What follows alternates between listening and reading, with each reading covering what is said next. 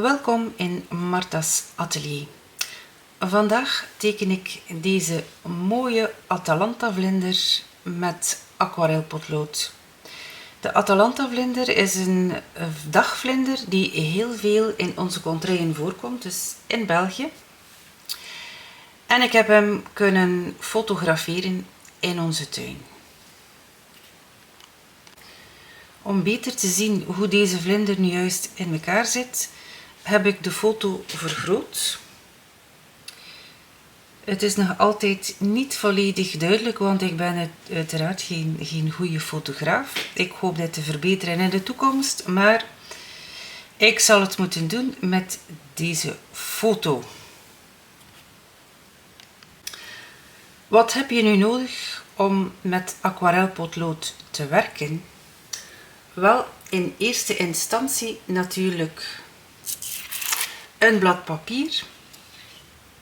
En aangezien we met water werken, moet het papier water kunnen verdragen. Dit is nu een pastelmat. Een pastelmat is uiteindelijk een papier om met pastel op te werken, maar het kan ook water verdragen. Je kan ook gewoon aquarelpapier gebruiken, maar die kan niet op gewoon tekenpapier werken, omdat anders je papier gaat kreuken. Dus alles wat water kan verdragen, kan je gebruiken met aquarelpotloden. Het zij dat je de aquarelpotloden gewoon gebruikt als kleurpotlood en dus niet met water. Voor deze tekening gebruik ik de Derwent potloden. Dit zijn gewone aquarelpotloden, zoals je ziet. En je kan ze, zoals ik eerder zei, ook gebruiken als gewoon kleurpotlood. Dit is nu een grotere serie. Heb je wat minder kleur, dan is er ook de mogelijkheid om deze onderling te mengen. Dan heb je nog nodig een potje water, een borsteltje natuurlijk, eventueel maskingfilm. Ik zal zien of ik dat gebruik, ja of niet. En als je maskingfilm gebruikt, dan heb je natuurlijk ook een pennetje nodig. Dan nog wat keukenrolpapier en eventueel tape om je blad mee vast te kleven. Ik heb de vlinder reeds getekend op een blad printpapier. Dit om niet al te veel te moeten corrigeren op mijn blad pastelmat. En dit zal ik nu overbrengen via grafietpapier, die ik dus onder mijn blad printpapier zal plaatsen.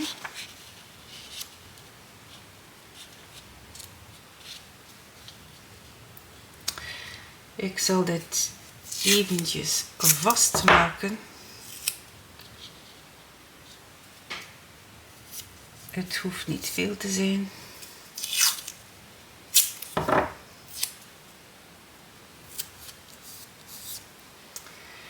En dan zal ik met een scherp voorwerp, het kan bijvoorbeeld het tipje van een borsteltje zijn, of het kan ook met een gewoon potlood zijn, dat je gewoon over de lijnen heen gaat.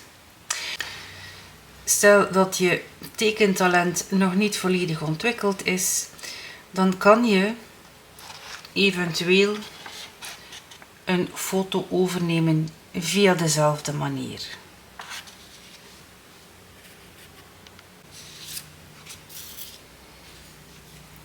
Dus je gaat gewoon over de lijntjes heen.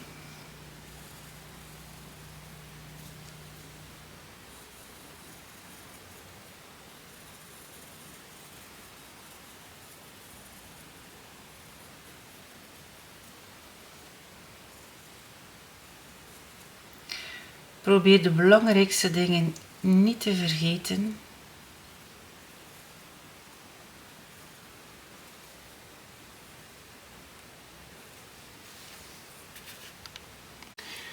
Ziezo, nu ben ik overal over de lijntjes heen gegaan en we zullen eens zien.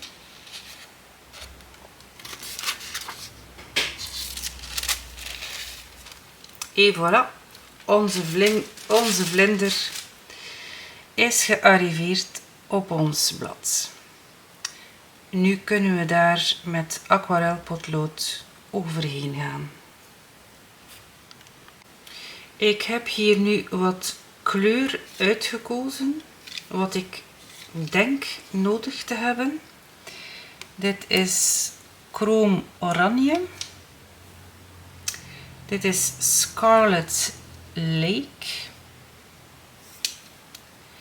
En dit is Middle Chrome. We gaan zien hoe ver we hiermee komen. Dan heb ik voor de vleugeltjes, of de donkerte in de vleugeltjes, heb ik hier Burnt Umber Chocolate.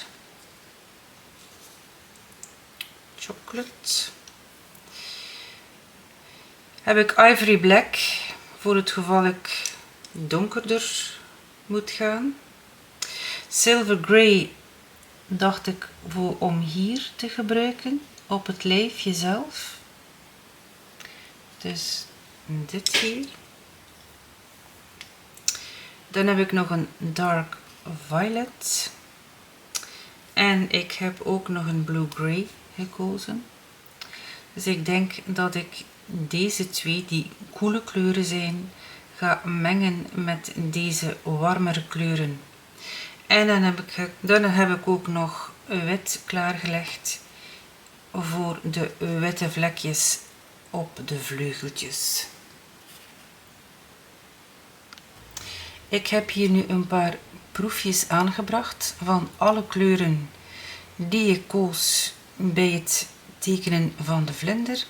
Waarom heb ik dat gedaan? Als je dus het potlood activeert met water, dan zie je pas welke kleur je zal verkrijgen. En het kan nogal veranderen. De ene kleur verandert meer dan de andere, maar ze veranderen enigszins allemaal. Dus het is goed om dit te gaan uitproberen vooraleer je gaat beginnen met het echte werk.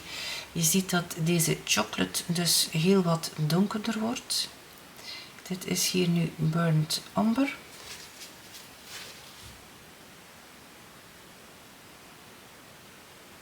Dus bijna hetzelfde. Dan heb ik hier Blue Grey.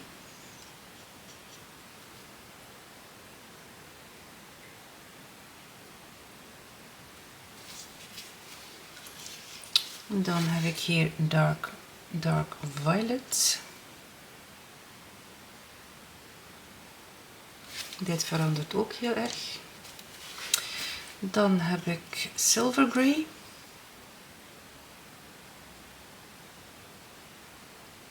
Is heel licht. En dan is hier Ivory Black.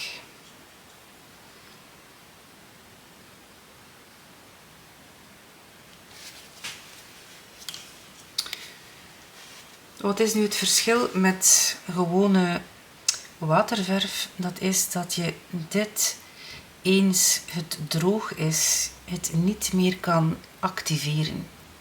Het blijft dus zoals je het hebt opgebracht. Terwijl met waterverf kan je nog enigszins gaan corrigeren, zelf nadat het werd gedroogd. Nu, deze potloden geven heel wat meer controle dan waterverf. Dus voor wie waterverf een stapje te ver vindt, dan is aquarelpotlood een zeer, zeer goed alternatief. Als eerste zal ik daar waar het echt wit moet zijn,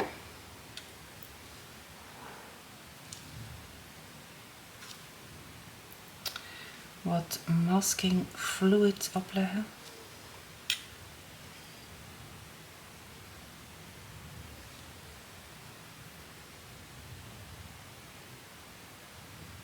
Dus die bootjes hier.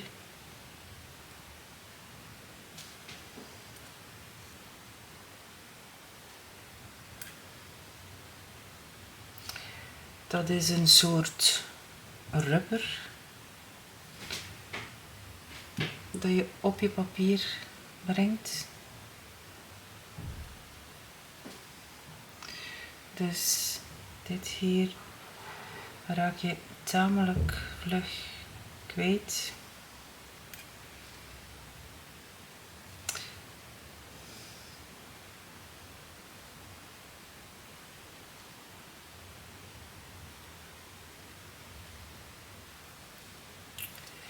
En dan heb je dit hier.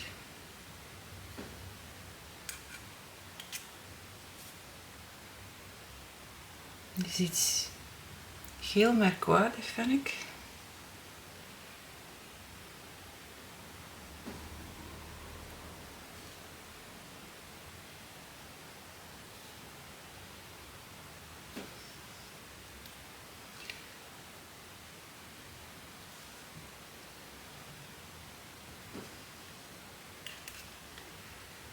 Dan heb je hier nog een paar witte tikjes.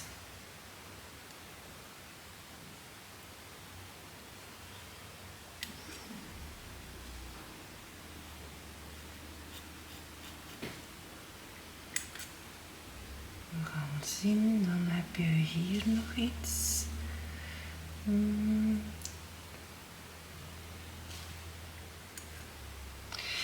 Beter ietsje te veel opbrengen dan te weinig.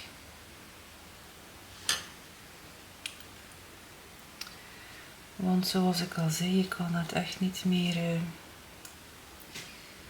van je blad afhalen. Eens je het aquarelpotlood met water hebt geactiveerd, dat gaat niet.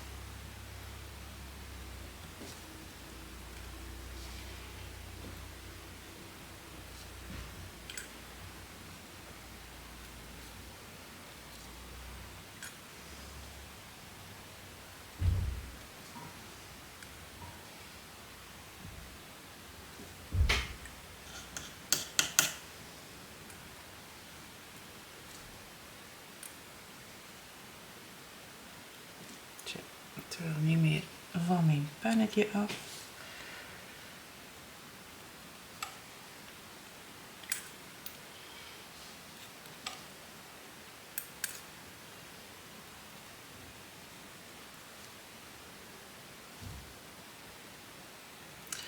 Je kan het ook met een oud borsteltje, maar neem zeker geen nieuwe borstels. Want die borstels gaan echt wel stuk. Het droogt de haartjes aan elkaar.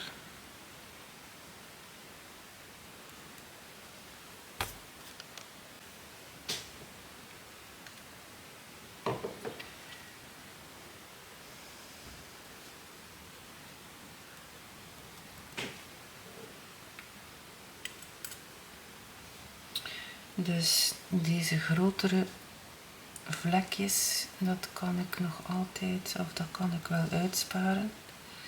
Maar het zijn vooral die kleinere tikjes dat ik heel zeker ga kwijtgeraken als ik met water over het potlood ga.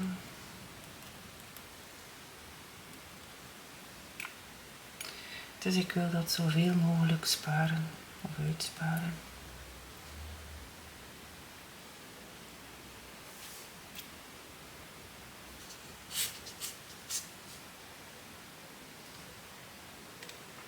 Misschien hier nog wat.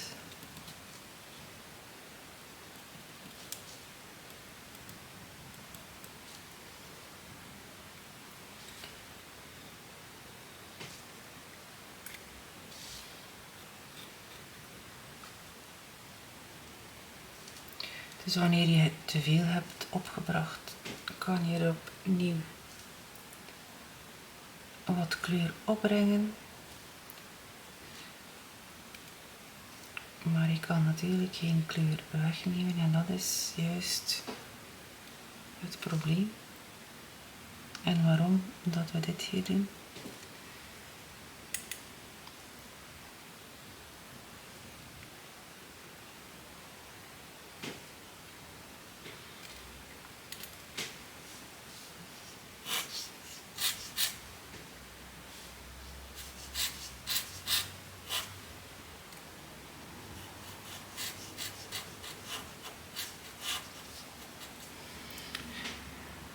Oké.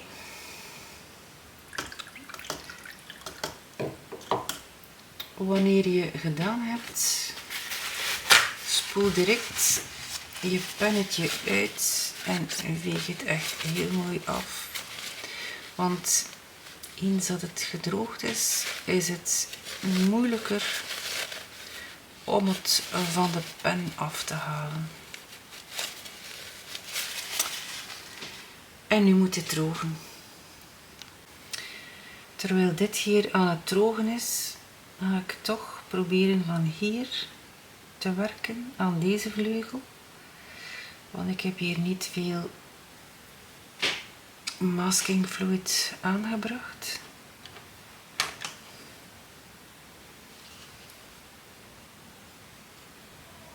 En voilà, we zijn weg.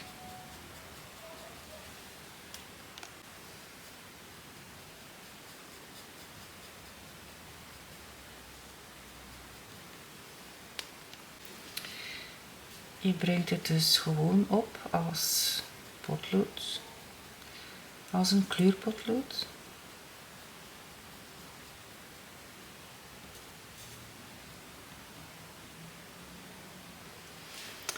En dan heb je dat zwarte vlekje.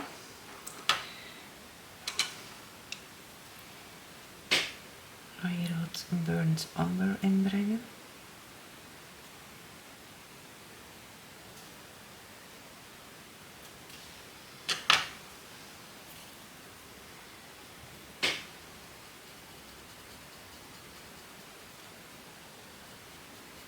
Dus hier moet ik nu heel voorzichtig zijn. Dat ik dit niet meeneem, want het is zeker nog niet droog.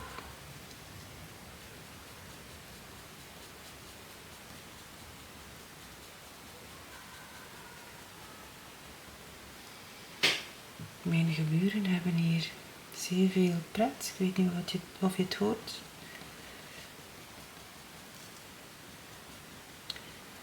Dus hier ook wat. En het is goed van de kleur echt overal te gaan aanbrengen, maar hier mag ik dat nu wel niet. Dus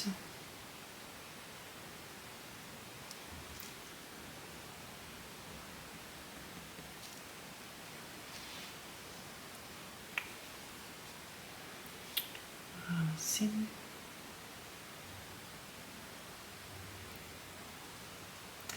Ik heb dat lijfje nog eens bestudeerd. Het is echt, ja, het is een wonder hoe dat in elkaar zit.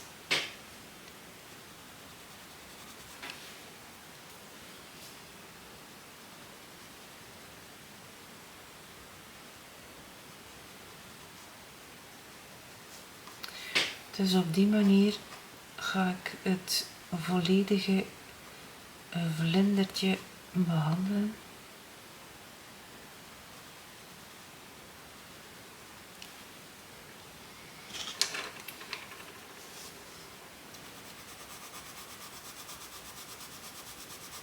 En dan kom ik terug bij jullie.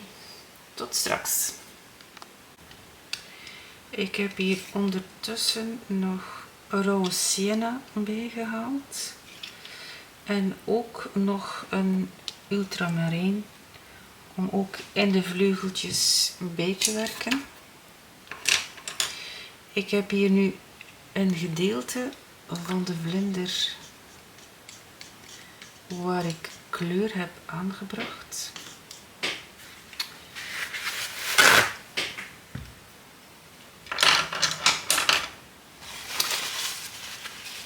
En je zal zien, als ik dat activeer, wordt dat gewoon tot aquarel.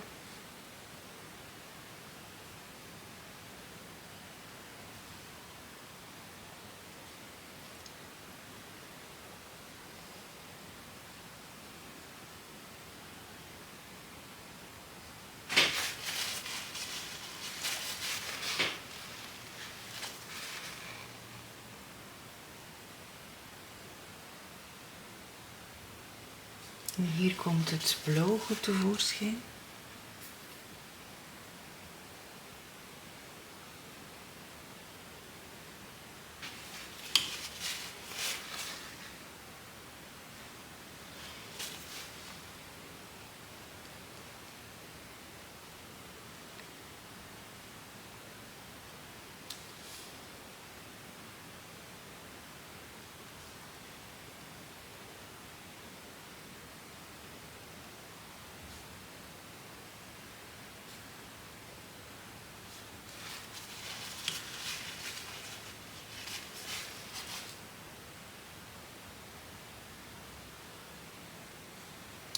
In eerste instantie breng je best niet te veel kleur aan, zodanig dat je in lagen kunt werken.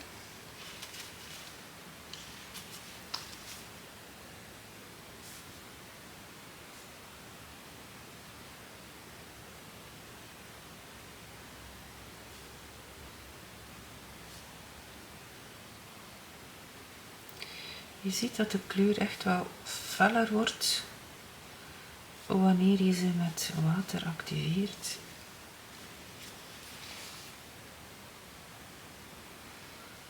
Eerst lijkt het wat flow. En daarmee bestaat het gevaar dat je dan te veel kleur in één keer opbrengt.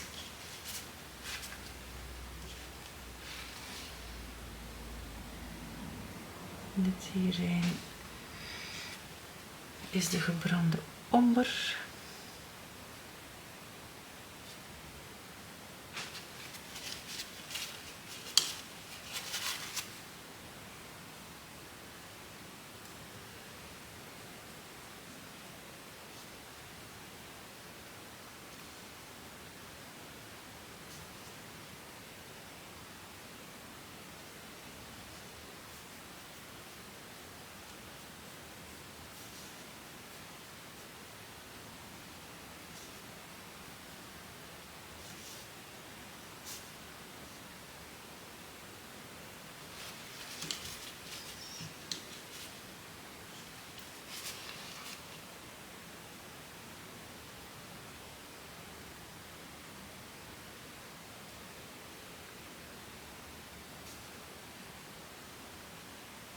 Het is een klein beetje een monnikenwerkje.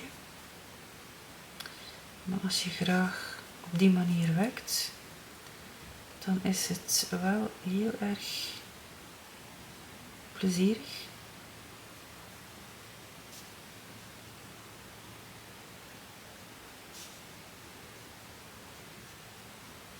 Als je natuurlijk liever met verf smijt en zo, ja, dan is dat wel niet iets dat voor jou weggelegd is.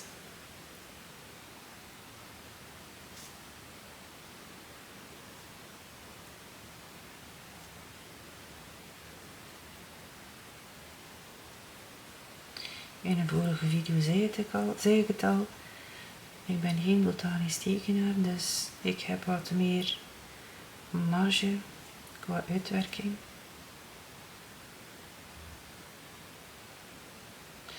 als je het echt heel waarheidsgetrouw moet doen, dan denk ik dat je bijna ja, een opgezet vlindertje nodig hebt. Zodanig dat je echt alle details gaat gaan zien. En de echte kleur.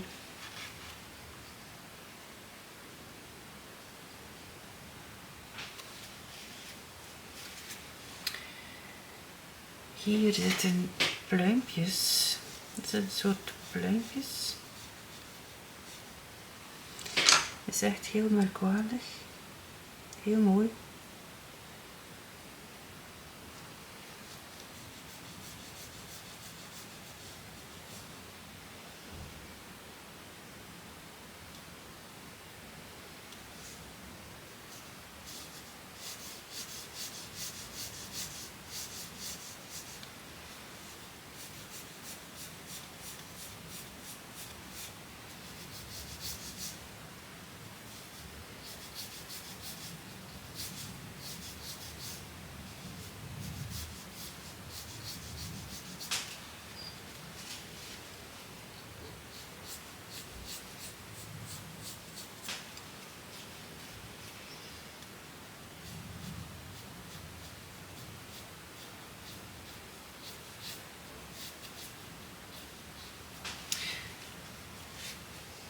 Nog het wit.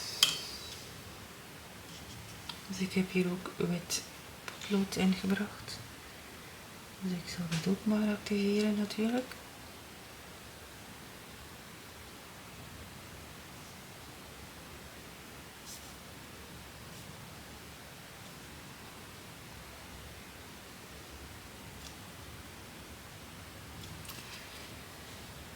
En dat is onze eerste laag van onze vlinder. Eens dit hier droog is, maar het is nog niet volledig droog, dan zal ik dit gaan inkleuren.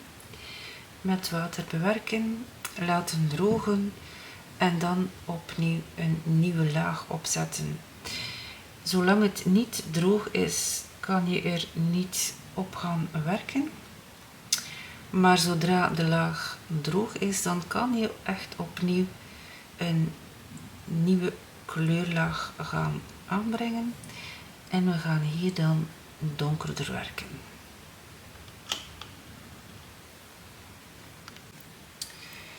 Hier heb ik een testje gedaan met gebrande omber en ultramarijn om te zien hoe donker ik dit kreeg. En dan heb ik op dit gedeelte van de vleugel eveneens gebrande omber en ultramarijn gebracht. Ik zal zien, als ik er nu met water over ga, hoe donker het wordt. Dit is dus reeds een tweede laag die ik zal aanbrengen.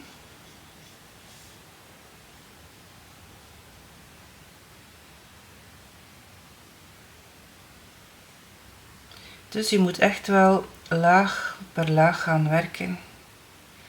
Je kan niet in één laag alle kleurschakeringen gaan verkrijgen.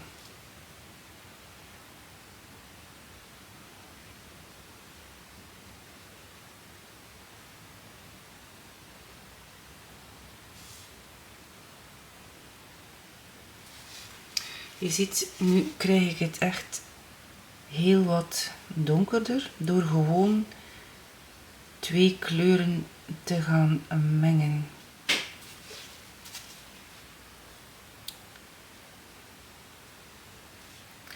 Als ik een soort zwart wil bekomen, ook in olieverf, dan meng ik daarvoor dikwijls ultramarijn met omber.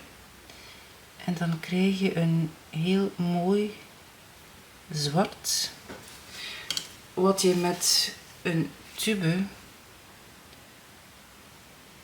of kleur uit een tube niet kan verkrijgen.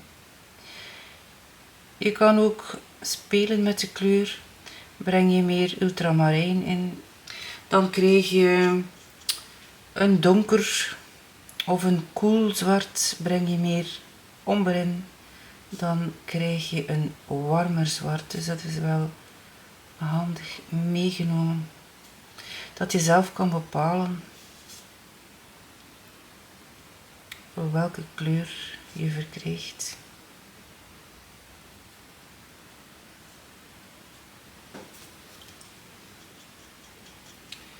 Dus het is al heel wat zwarter dan de eerste laag.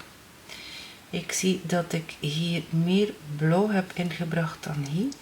Dus ik kan dat laten drogen en dan met blauw overgaan. Om ook wel een blauwere schijn te krijgen als ik dat wil.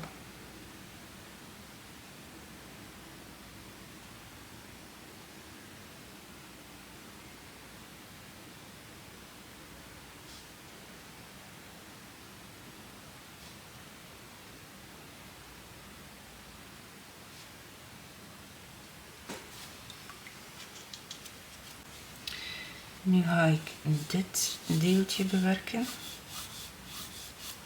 Dit is hier gebrande omber.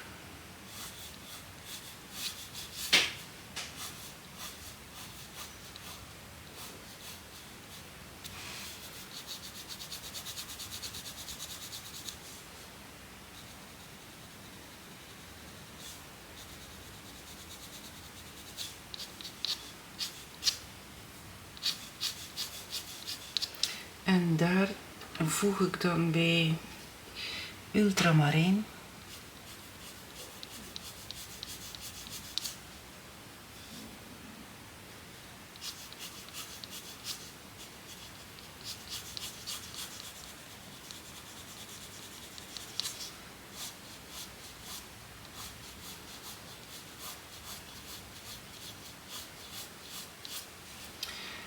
En dan activeer ik dat weer met water.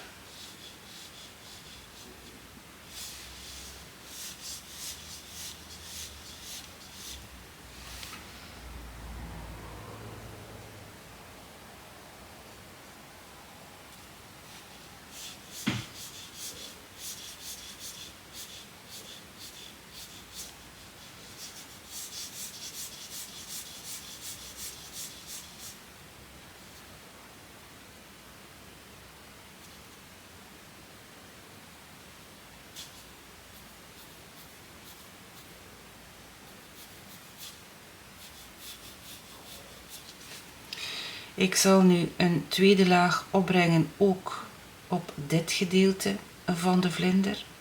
Dan laat ik het drogen en dan kijk ik of er nog een derde laag nodig is. Dit is nu de tweede laag die ik over de volledige vlinder heb aangebracht. Wat ik nu ga doen is dit hier afrubben.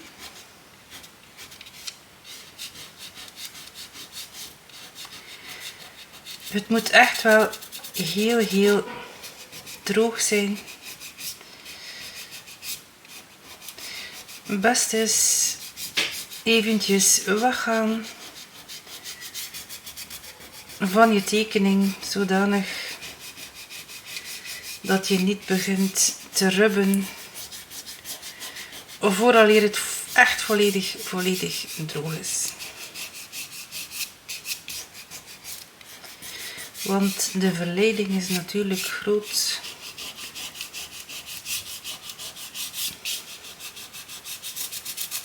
om te gaan rubben.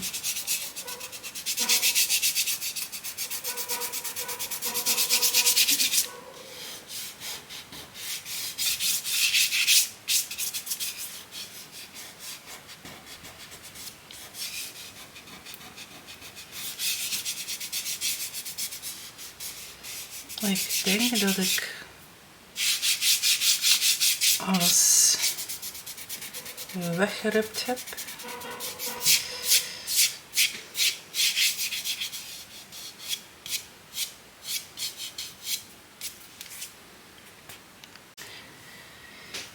Ziezo, ik heb nu alle masking fluid in de vuilbak gekieperd. En nu kan je daar opnieuw gaan op werken. En dat zal ik ook gaan doen. Opnieuw met Burnt Umber.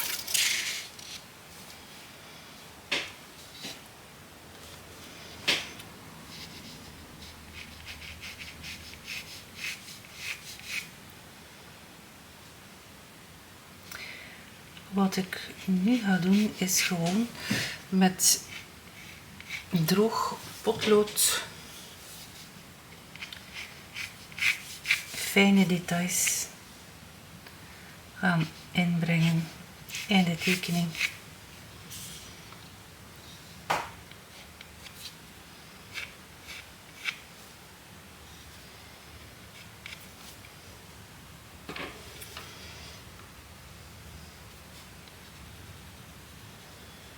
Dus ik ga ook bepaalde gedeelten gaan opschonen.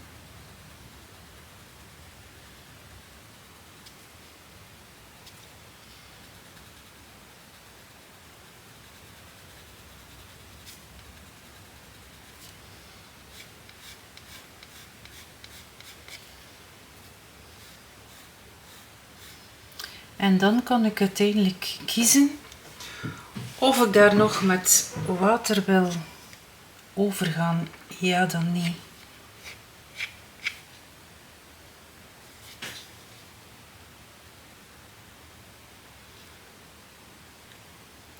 Dus dit zijn de plaatjes die ik met die rubber had bedekt.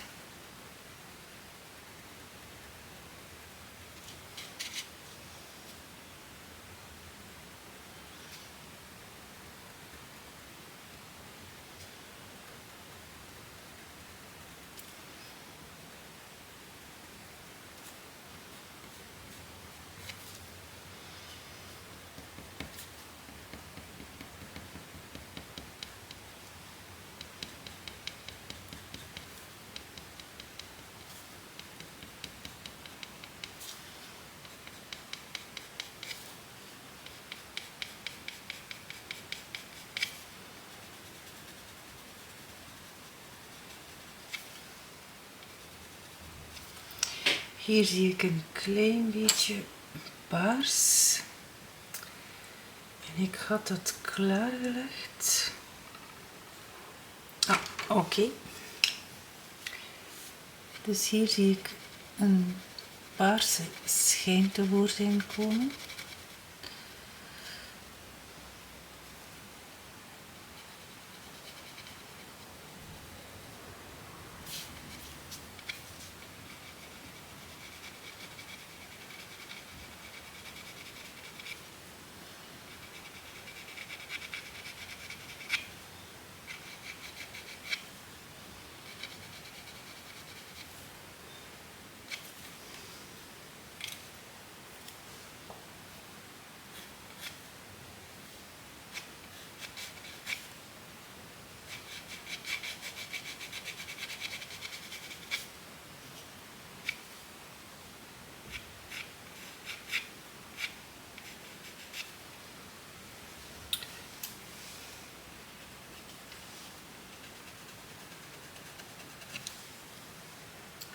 Hier heb ik ietsje te veel maskeervloeistof opgebracht. Dus dat gaan we weer bedekken.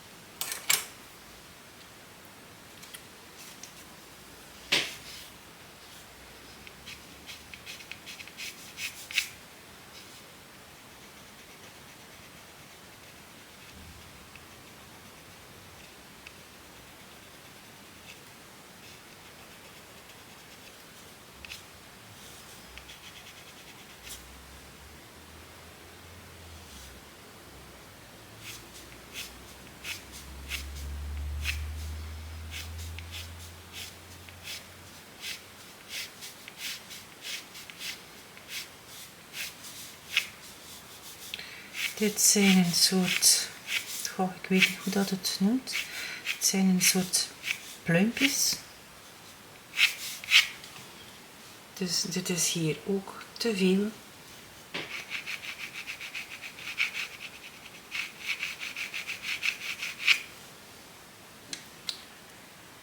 Dan terug met een blauw, dus ultramarijn.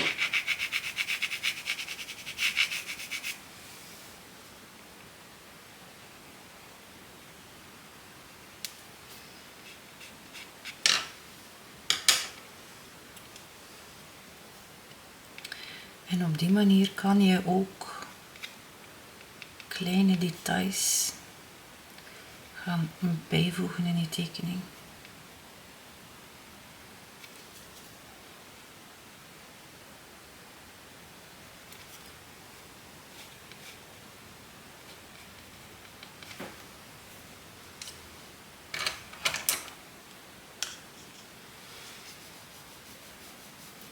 Maar zoals ik eerder al zei, als je echt heel realistisch wil gaan, dan heb je echt wel het vlindertje zelf nodig. Een foto geeft niet altijd alles juist weer.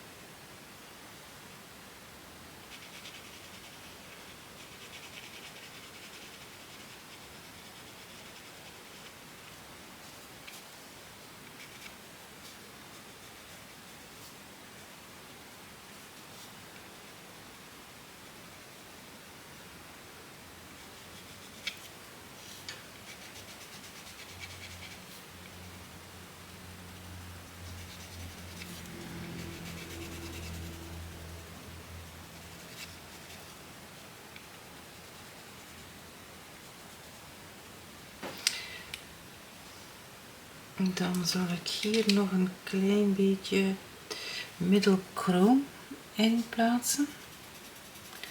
Want ik zie dat het wat gelig is. En de boordjes zijn wat roder.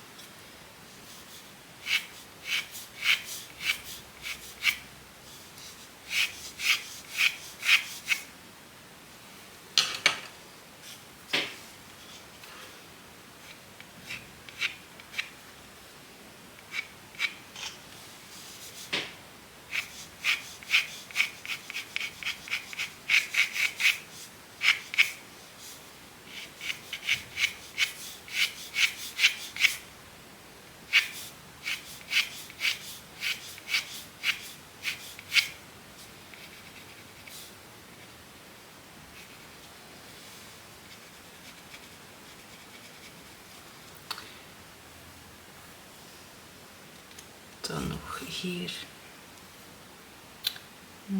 dit stukje.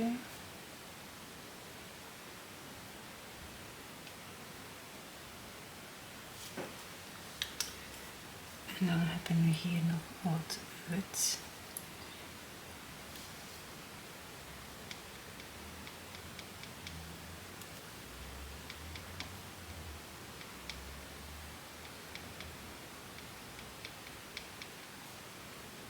Het is niet erg zichtbaar, want ik werk natuurlijk op een zeer lichte ondergrond.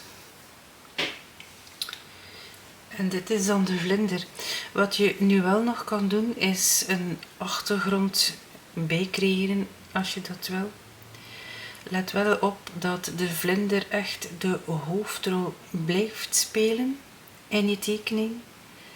Dat je niet te veel detail in de achtergrond en zo inbrengt. Ziezo, dit was het. Het tekenen van een vlinder, een mooie Atalanta vlinder met aquarelpotlood.